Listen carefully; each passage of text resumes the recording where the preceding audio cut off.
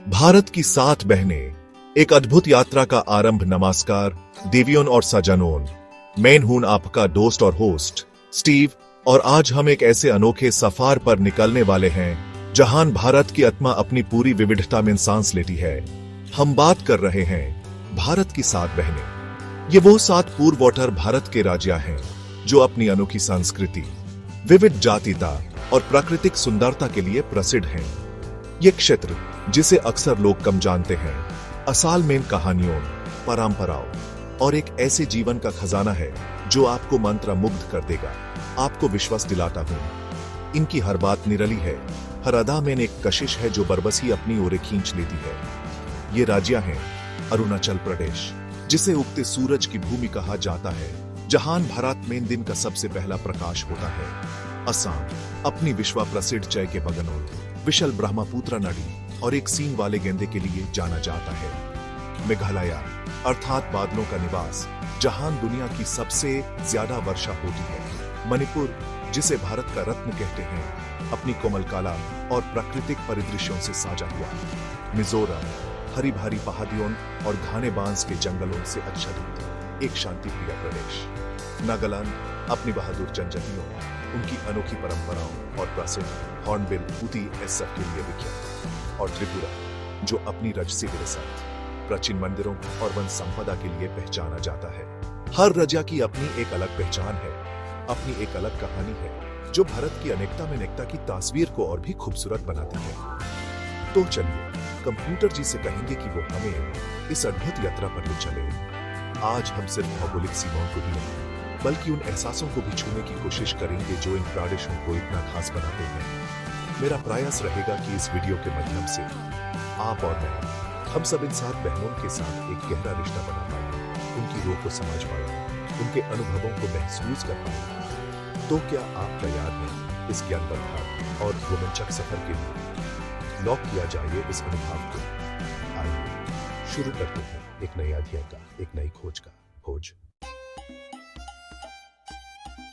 देवियों और सज्जनों, हमारी यात्रा का पहला पड़ाव है अरुणाचल प्रदेश, जिसका अर्थ है प्रभात प्रकाशित पर्वतों की भूमि, यानी उगते सूरज की भूमि। सचमुच यह वो स्थान है जहां भारत में सूर्यदेव अपनी पहली किरण बिखेरते हैं, देश को जगमगाते हैं। इस प्रदेश की सीमाएं भूटान, चीन और म्यांमार जैसे पड़ोसी देशों से जुड़ी हुई हैं, जो इसे न सिर्फ प्राकृतिक रूप से बल्कि सामरिक दृष्टि से भी अत्यंत महत्वपूर्ण बनाता है। इसकी रक्षा हमारा परम धर्म है। यहां हिमालयास की ऊंची ऊंची बर्फीली चोटियां, घने और रहस्यमयी जंगल और तेज गति से बहती नदियां एक ऐसा दिव्य दृश्य उत्पन्न करती हैं जो मन को अनंत शांति और आंखों को अवर्णनीय सुकून प्रदान करता है। एक ऐसा अनुभव जो आप कभी नहीं भूलेंगे। इस प्रदेश की जैव विविधता भी कमाल की है।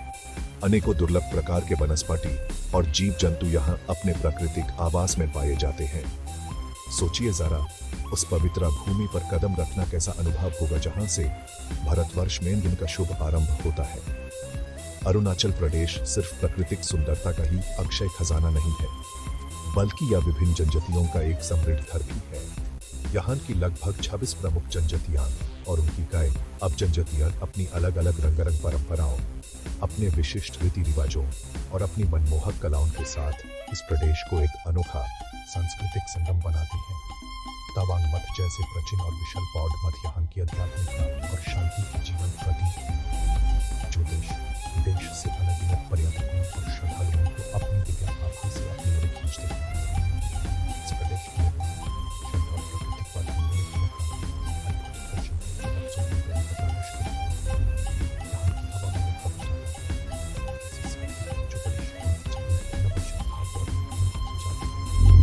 वास्तव में अरुणाचल की यात्रा एक अन्वेषण है, स्वयं की गहराइयों की खोज है और प्रकृति से पुनः जुड़ने का अवसर है। अब हम कदम रखते हैं असम की धरती पर, एक ऐसा प्रदेश जो अपनी हरी भरी चाय के विशाल और सुंदर बगानों के लिए दुनिया भर में मशहूर है।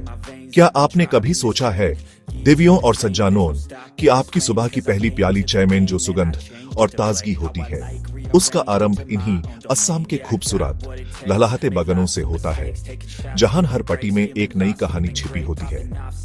यहाँ की उपजाऊ मिट्टी में वो जादू है वो खासियत है जो चाय की कोमल पट्टियों को एक अनोखा अविस्मरणीय स्वाद प्रदान करती है। और फिर है ब्रह्मपुत्र नदी, जिसे लुइत या लाल नदी भी कहा जाता है, जो असम की जीवन रेखा है, इसकी शान है। इस विशाल नदी का मजेस्टिक प्रवाह न सिर्फ इस प्रदेश को सिंचित करता है, यूं समृद्ध बनाता है, बल्कि यहाँ की संस्कृति और अर्थव्यवस्था का भी मूल आधार है। इस नदी के किनारे बेस अनेकों शहर और गांव इसकी पवित्र लहरों में अपनी अनंत कहानियां बुनते हैं, अपनी पीढ़ियों का इतिहास लिखते हैं। असम की प्राकृतिक छटा इन्हीं दो मुख्य तटों चाय की हरियाली और ब्रह्मपुत्र की विशालता से और भी निखर जाती है और भी मनमोहक हो जाती है। लेकिन असम की पहचान सिर्फ चाय के ढेरों बगन और ब्रह्मपुत्र की अपार जलराशि तक ही सीमित नहीं है, इससे कहीं ज्यादा है। यहाँ स्थित है काजीरंगा नेशनल पार्क। आपने नाम तो सुना ही होगा, जो एक सींग वाले गेंडे का दुनिया का सबसे बड़ा और सुरक्षित घर है। इस अद्भुत और शक्तिशाली जीव को उसके प्राकृतिक परिवेश में आजादी से विचरण करते देखना एक अविस्मरणीय और रोमांचक अनुभव होता है। इसके अलावा यहाँ हाथी, बाघ, विभिन्न प्रकार के हिरण और अनेकों प्रकार के रंग बिरंगे पक्षी भी बड़ी संख्या में पाए जाते हैं। असम का इतिहास भी बहुत गौरवशाली रहा है। शक्तिशाली अहोम साम्राज्य ने यहाँ लगभग 600 वर्षों तक शासन किया और अपनी अमिट छप छोड़ी।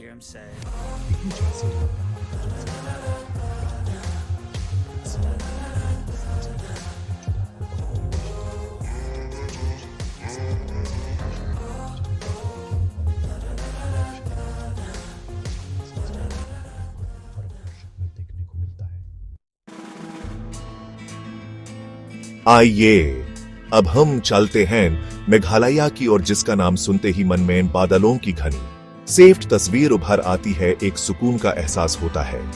मेघालय अर्थात बादलों का निवास या अबोर्ड ऑफ क्लाउड्स, और यह नाम इसे बिल्कुल सार्थक रूप से बड़े प्यार से दिया गया है। यहाँ की हरी भरी घुमावदार पहाड़ियां अक्सर सुबह शाम बादलों की घनी नरम चादर ओढ़े रहती हैं, जैसे प्रकृति ने उन्हें स्नेह से ढक लिया हो। और जब ये बादल बरसते हैं तो प्रकृति का मधुर संगीत, टिप टिप बूंदों की आवाज चारों दिशाओं में गूंज उठता है, मन को शांत कर देता है। यहाँ के ऊंचे ऊंचे झरने, जैसे कि विश्व प्रसिद्ध नौकलिका फॉल्स, अपार ऊंचे से गिरते हुए एक अद्भुत और भव्य दृश्य बनाते हैं। और सबसे अनोखी और हैरत अंगेज चीज है यहाँ के लिविंग रूट ब्रिजेस, जीवित पेड़ों की मजबूत और लचीली जड़ों से बने पुल, जो स्थानीय खासी और जेंटिया लोगों की प्रकृति के साथ अनोखे सामंजस्य और उनकी अद्भुत इंजीनियरिंग कौशल का बेहतरीन उदाहरण है। इन पुलों को देखकर लगता है मानो प्रकृति और मनुष्य ने मिलकर कोई जीवंत कलाकृति रची हो, जो समय के साथ और भी मजबूत होती जाती है। मेघालय में ही स्थित है चेरापूंजी और मौसिनराम, ये नाम आपने भूगोल की किताबों में अवश्य पढ़े होंगे, जो दुनिया के सबसे अधिक वर्षा वाले स्थानों में गिने जाते हैं। सोचिए उस जगह का अनुभव करना जहां वर्षा एक नियमित अतिथि हो, जहां हरियाली का साम्राज्य हो। यहाँ की संस्कृति भी बहुत अनोखी और दिलचस्प है, खासकर खासी, जैंतिया और गारो जनजातियों की अपनी अपनी विशिष्ट परंपराएं। इनमें से कुछ समुदायों में मातृवंशीय समझ व्यवस्था प्रचलित है, जहां परिवार की वंशावली और संपाटी महिलाओं से चलती है। यह बात इसे भारत के अन्य हिस्सों से काफी अलग और प्रोग्रेसिविस्ट बनाती है, एक नई सोच देती है। मेघालय की गहरी और रहस्यमयी गुफाएं भी बहुत प्रसिद्ध हैं, जो साहसिक और अन्वेषण प्रेमी पर्यटकों को अपनी ओर आकर्षित करती है। वास्तव में मेघालय की यात्रा बादलों के पार एक अलग ही जादुई दुनिया में ले जाती है, जहां हर कोना एक नई कहानी कहता है। चैप्टर 4। हमारा अगला गंतव्य है मणिपुर, जिसे बड़े आदर और स्नेह से भारत का रत्न या ज्यूवेल ऑफ इंडिया कहा जाता है। और जब आप इस प्रदेश की अनुपम सुंदरता, इसकी नजाकत और इसके रंगों को देखेंगे, तो आप भी इस अपना से पूरी तरह सहमत होंगे, इसमें कोई संदेह नहीं। यहाँ की हरी भरी फूलों से लड़ी घाटियां, नीले रंग के पर्वत जो आसमान को चूमते हैं, और शांत निर्मल झीलें मन को मोह लेती हैं, एक अलग ही सुकून देती हैं। सबसे खास और विश्व प्रसिद्ध है यहाँ की लोकतक झील, जो पूर्वोत्तर भारत की सबसे बड़ी ताजे पानी की झील है और मणिपुर की शान है। इस झील की अद्वितीय विशेषता है इस पर तैरते हुए फुमडिस, जो वनस्पति, मिट्टी और अन्य जैविक पदार्थों से बने बड़े बड़े द्वीप हैं। इन फुमडिस पर बने मछुआरों के छोटे छोटे घर और उनकी जीवन शैली एक अद्भुत कल्पना से परे दृश्य प्रस्तुत करते हैं। कीबुल लमजो नेशनल पार्क दुनिया का एकमात्र तैरता हुआ पार्क इसी झील का अभिन्न हिस्सा है और यह दुर्लभ संगय हिरण का अंतिम प्राकृतिक घर है। मणिपुर सिर्फ अपनी प्राकृतिक छटा और मनमोहक परिदृश्यों के लिए ही नहीं बल्कि अपनी समृद्ध और प्राचीन सांस्कृतिक विरासत के लिए भी पूरे विश्व में जाना जाता है। मणिपुरी नृत्य, जो एक प्रमुख शास्त्रीय नृत्य शैली है, अपनी कोमलता, लेबढ़ता, भक्तिभाव और सुंदर वेशभूषा के लिए विश्व प्रसिद्ध है। इस नृत्य में मुख्य रूप से भगवान कृष्ण और राधा की प्रेम लीलाओं का बड़ा ही मनमोहक वर्णन होता है और इसकी वेशभूषा भी बहुत आकर्षक और विशिष्ट होती है। इसके अलावा मणिपुर को आधुनिक पोलो खेल का जन्मस्थान भी माना जाता है, जिसे यहाँ सगोल कंजी के नाम से जाना जाता है और बड़े उत्साह से खेला जाता है। यहाँ के लोग संगीत और खेल प्रेमी होते हैं और उनकी परंपराएं उनके दैनिक जीवन का एक अभिन्न है, उनकी पहचान है। मणिपुर की यात्रा आपको उसकी परंपरा, उसकी जीवन संस्कृति और अद्भुत सुंदरता से भर देगी, एक अनोखा अनुभव देगी। चैप्टर 5 मिजोरम, पहाड़ियों की गोद में बसा एक शांत, सुरम्य और संगीत प्रिय प्रदेश। अब हम पहुंच गए हैं मिजोरम, जिसका अर्थ है पहाड़ी लोगों की भूमि या लैंड ऑफ द हाईलैंडर्स। यह प्रदेश अपनी शांत और हरी भरी, दूर तक फैली पहाड़ियों, घने बांस के जंगलों और दिलकश मनमोहक नजारों के लिए विख्यात है। यहाँ का वातावरण इतना शांत, निर्मल और प्रदूषण रहित है कि आपको शहरी शोरगुल से दूर एक अलग ही गहरे सुकून का अनुभव होगा। मिजोरम की लुभावनी पहाड़ियां मानो प्रकृति ने बाड़े इत्मीनान और कला से तराशी हैं और अन पर दूर तक फैली घनी हरियाली आंखों को असीम ठंडक और आराम पहुंचाती है, जैसे कोई हरी मखमली चादर बिछी हो। बांस यहाँ की अर्थव्यवस्था, जीवन शैली और संस्कृति का एक महत्वपूर्ण और अभिन्न हिस्सा है।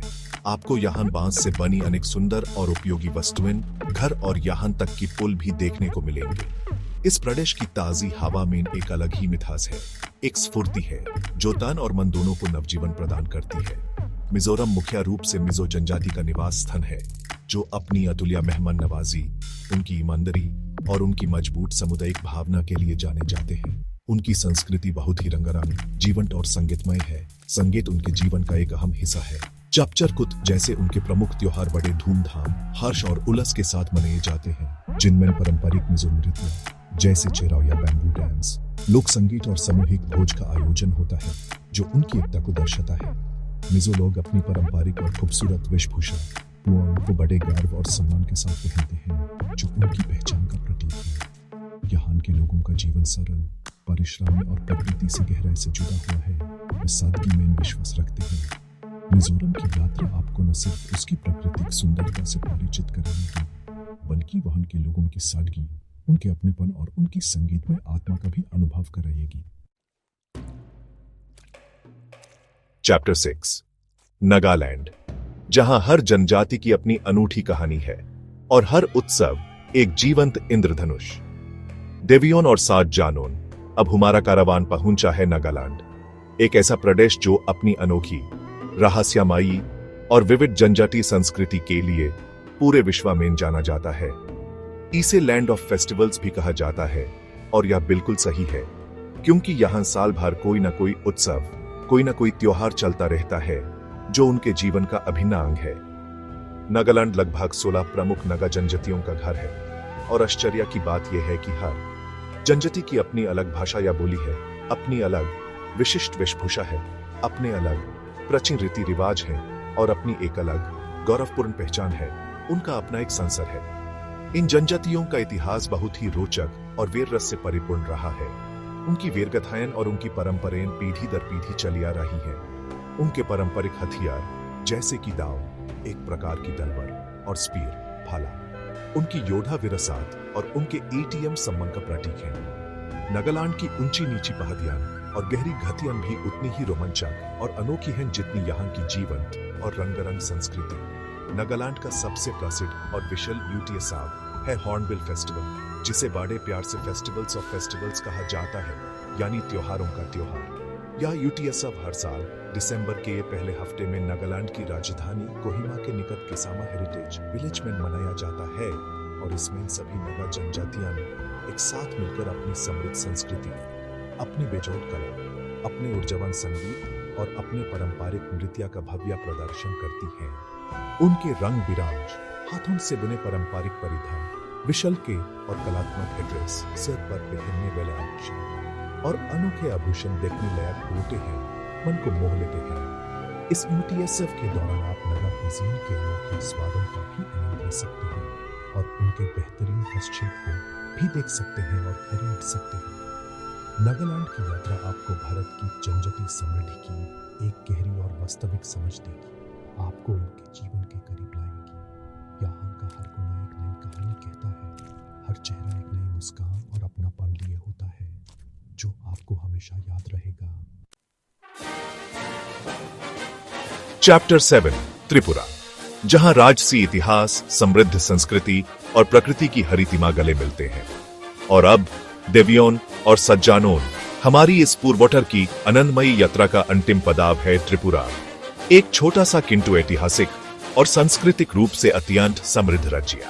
त्रिपुरा का इतिहास मनिकिया वंश के शक्तिशाली और कला प्रेमी शासनकालों से गहरे से जुड़ा हुआ है, जिन्होंने यहाँ सदियों तक राज किया और इसे अपनी विरासत से सजाया। इस राजवंश की शान, उनके वैभव और उनकी कलात्मक दृष्टि की झलक आपको यहाँ के प्राचीन महलों, मंदिरों और स्मारकों में आज भी स्पष्ट रूप से देखने को मिलेगी। उजायंता पैलेस, जो त्रिपुरा की राजधानी अगरतला में स्थित है और अब राज्य संग्रहालय में परिवर्तित हो चुका है, और निर्महल, रुद्रसागर झील के ठीक बीच में बना खूबसूरत जल महल, इस प्रदेश की उत्कृष्ट वास्तुकला, इंजीनियरिंग कौशल और राजसी विरासत के अद्भुत और जीवंत उदाहरण हैं, जो इतिहास प्रेमियों को बहुत आकर्षित करते हैं। इन विशाल और सुंदर इमारतों को देखकर लगता है मानो इतिहास के सुनहरे पन्ने सजीव हो उठे हों, अपनी कहानियां सुना रहे हों। त्रिपुरा अपने अनेक प्राचीन और पवित्र मंदिरों के लिए भी जाना जाता है, जिनमें त्रिपुरा सुंदरी मंदिर, जो 51 शक्तिपीठों में से एक है, प्रमुख है। त्रिपुरा सिर्फ अपने गौरवशाली इतिहास और राजसी इमारतों तक ही सीमित नहीं है, बल्कि यह प्रदेश प्राकृतिक सुंदरता से भी भरपूर है। इसकी अपनी एक अलग ही छटा है। यहाँ घने हरे जंगल, छोटी बड़ी हरी भरी पहाड़ियां और विविध प्रकार के वन्य जीवन पाया जाता है, जो प्रकृति प्रेमियों के लिए एक स्वर्ग समान है। इस प्रदेश की संस्कृति में बंगाली और स्थानीय जनजातीय परंपराओं का एक बहुत ही सुंदर और सामंजस्यपूर्ण मिश्रण देखने को मिलता है, जो इसकी पहचान है। यहाँ के लोग अपनी उत्कृष्ट कला और बेहतरीन हस्तशिल्प विशेषकर बना सकते हैं। बेट से बनी कलात्मक वस्तुओं के लिए पूरे देश में प्रसिद्ध है। उनकी बनाई हुई चीजें न सिर्फ खूबसूरत और उपयोगी होती हैं, बल्कि उनकी प्रतिमा, उनके अद्भुत कौशल और उनकी रचनात्मकता का भी प्रदर्शन करती है। त्रिपुरा की शान, सुंदर और हरितमय भूमि आपको यादगार अनुभव देती है। एक ऐसा अनुभव जहाँ इतिहास की दुनिया, संस्कृति के रंग और प्रकृति की शीतलता एक साथ सांस लेते हैं, एक साथ अनुभव किए जा सकते हैं। उत्तरो पूर्वोत्तर की आत्मा, एक अविस्मरणीय यात्रा का समापन और नए संबंधों का स्नेहिल आरंभ। तो देवियोन और सज्जानोन, ये थी हमारी यात्रा भारत की 7 बहनों के प्रदेशों की, अरुणाचल प्रदेश, असम, मेघालय, मणिपुर, मिजोरम, नागालैंड और त्रिपुरा। हर राज्य अपनी एक अलग कहानी, अपनी एक अलग पहचान, अपनी एक अलग सुगंध और अपना एक अलग अनोखा आकर्षण लिए हुए है। हमने देखा उगते सूरज की पहली किरण का दिव्य अनुभव, चाय के लहलहाते विशाल बगान, बादलों से ढकी रोमांचक वादियां, झील पर तैरते हुए अद्भुत द्वीप, शांत और संगीत में पहाड़ियां, जनजातियों के रंगारंग और ऊर्जा से भरपूर यूटीएसएफ और राजसी विरासत की गौरवशाली झलकियां। मुझे पूरी उम्मीद है, बल्कि विश्वास है, कि इस यात्रा ने आपके मन में इन अद्भुत प्रदेशों के प्रति एक नई जिज्ञासा, एक नया स्नेह और एक गहरा संबंध जगाया होगा। ये प्रदेश वास्तव में भारत की विविधता में एकता की एक सशक्त मिसाल है, जहां अलग अलग भाषाएं, अलग अलग संस्कृतियां और अलग अलग परंपराएं एक साथ प्रेम और सद्भावना से फल फूल रही हैं। एएपी शायद सोच रहे होंगे, और ये एक स्वाभाविक प्रश्न है, कि यह अद्भुत प्रदेश भारत के बाकी हिस्सों से भौगोलिक रूप से कैसे जुड़े हुए हैं। इन 7 बहनों और इनके साथ सिक्किम, जिसे कभी कभी स्नेह से इनका छोटा भाई भी कहा जाता है, को भारत के शेष विशाल भागों से जोड़ने वाला एक बहुत ही संकरा सा भूभाग है, जिसे सिलीगुड़ी कॉरिडोर या बेड़े ही अनोखे नाम चिकन स्नेक, मर्ज की गर्दन के नाम से जाना जाता है। यह कॉरिडोर लगभग 22 किलोमीटर चौड़ा है और पश्चिम बंगाल राज्य में स्थित है। भौगोलिक और समृद्ध दृष्टि से यह छोटा सा कॉरिडोर अत्यंत महत्वपूर्ण है, क्योंकि यह पूर्वोत्तर को हमारे देश की मुखिया भूमि से जोड़े रखता है, उनके लिए जीवन रेखा का काम करता है। इस छोटे से किंतु महत्वपूर्ण रास्ते पर ही इन सभी राज्यों के आर्थिक और सामाजिक जीवन रेखा बहुत हद तक निर्भर करती है। एंड मैं स्टीव आपसे यही कहना चाहूंगा कि हमारा प्रिय भारत सिर्फ बड़े शहरों, ऊंची इमारतों और प्रसिद्ध भीड़ भाड़े वाले पर्यटन स्थानों तक ही सीमित नहीं है। असली भारत उसकी आत्मा, उसकी विविधता, इन अनोखे दूरदराज के प्रदेशों में भी अपनी शिद्दत से बसती है, जहाँ की मिट्टी में हमारी प्राचीन संस्कृति की गहरी सुगंध है और जहाँ के लोगों को दिलों में अपनी सरलता और स्नेह। यदि कभी अवसर मिले तो इन सभी पलों की यात्रा पर अवश्य निकलिएगा। ये अनुभव आपके जीवन को समृद्ध करेगा और यदि तत्काल जाना संभव नहीं है तो कम से कम उनके बारे में और जाने की, उनकी कहानियों को सुनने की कोशिश करिएगा, क्योंकि जब हम एक दूसरे को, अपने देश के हर कोने को जानते हैं, तभी हम एक मजबूत, एकजुट और समृद्ध राष्ट्र बन पाते हैं। इसी के साथ मैं आपसे विदा लेता हूँ। फिर मिलेंगे एक नई यात्रा, एक नई कहानी, एक नए ज्ञान के साथ। नमस्कार, शुभ रात्रि।